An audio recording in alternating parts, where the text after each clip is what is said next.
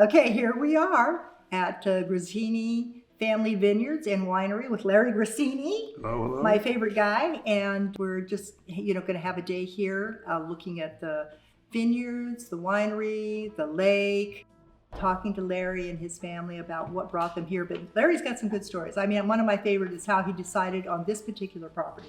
We were looking for property, we thought, for retirement. And we had 5 kids, and our plan was to build a house on top, and then like Little House on the Prairie, we build little houses down below for all the kids.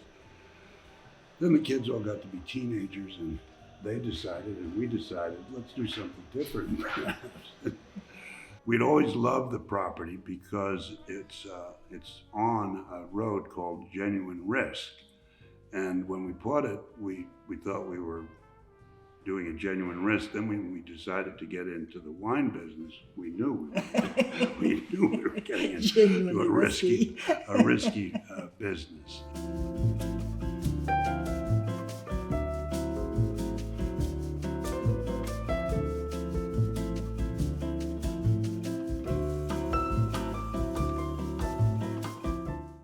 So we came up here. It was the first Vintners Festival we'd gone to. I don't think we'd done any wine tasting. And it was very small, maybe 20 wineries, and the winery owners were there, and the winemakers were there. And you'd go up, you'd have a taste of wine, and do you like it? And if you liked it, they were so happy. They showed you how they made barrels, and they had the oldest vine from Santa Ynez. We just had a great time. And so as we were walking across the street, I said, Sharon, maybe we could plant a few grapes out there on that piece of property that we have. And what do you think of that? And Sharon, as she has always done, said, that sounds like a good idea. I always say, this winery looks like people who visit and haven't been to a lot of wineries think a winery should look like. So, so that was important to me. Since we are limited in space, it's kind of forced us to focus on the quality of the wines that we're producing rather than the quantity.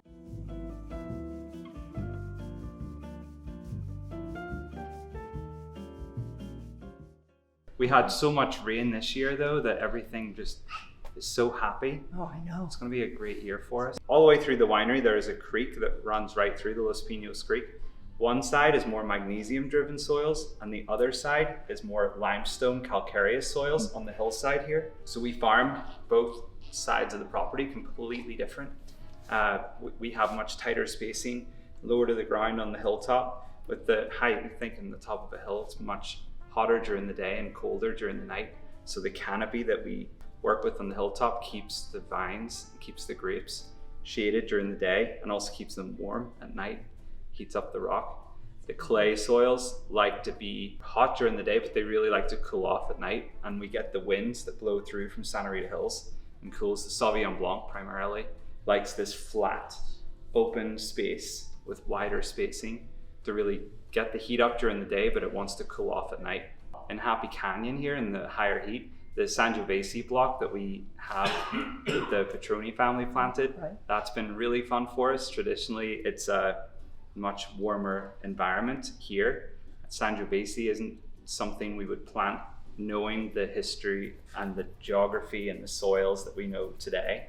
That's been a really fun one to work with out here. It's actually really likes its placement in the vineyard. So that's probably the most adventurous vineyard that we're working with. It's not something we would have traditionally planted originally, but it's a fun one. Excited to see it this year. Well, I know that the Petronis had told us the juice that came out of their grapes created really a beautiful wine that they actually sold at Sotheby's auction. What was your take on that? He gave me a bottle. They call it Tarantella, and it was very good. My understanding of it is that the name Tarantella is something that the Petronis, the prior owners, had come up with because, up here in the Santa Ynez Valley, during harvest, all the winemakers will see these tarantulas start crawling across the road.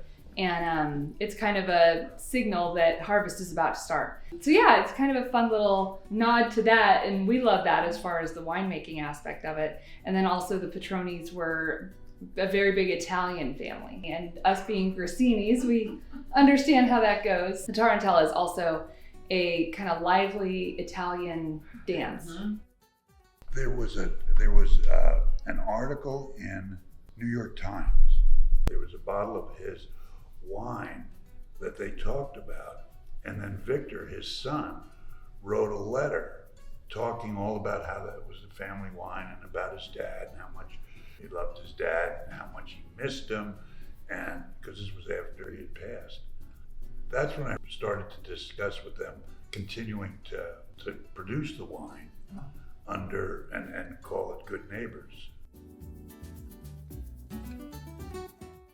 When they were designing the winery, they did a lot to kind of make as little impact on the earth as possible. So the poured in place concrete obviously really helps keep temperatures down. Throughout the back of the winery, the production area, we've got drains all the way along. So we're able to recapture all of the water that we use for making wine.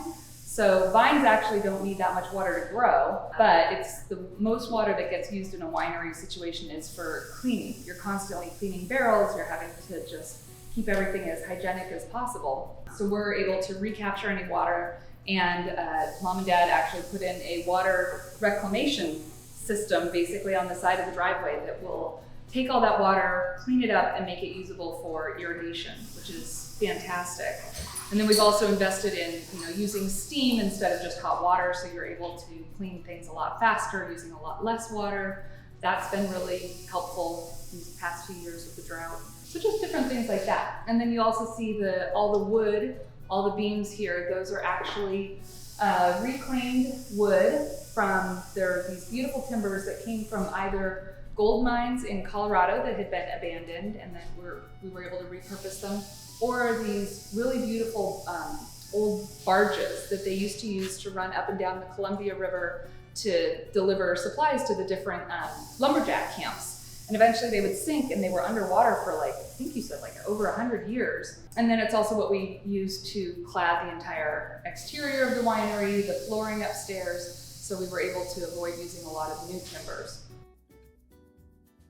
Everything is hand harvested, hand sorted.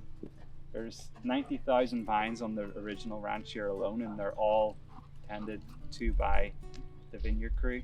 A lot of what we do here is focused on being as sustainable as possible, and an important aspect of that is community sustainability. The vineyard crew, we've had the same crew out here since day one, which is amazing.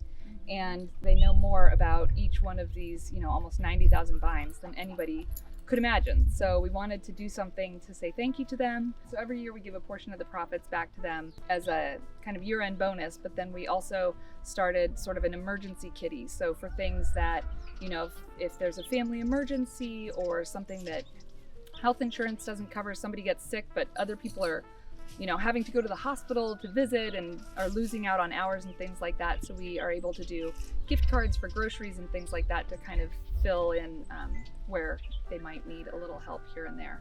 So it's just our way of kind of saying thank you to them. We could not do this without them. It's a nice view from here because you can see the start of the 5 acres that kind of, it's a saddle that goes back there. And those vines up there generally tend to go into our reserve wines, our reserve Cabernets.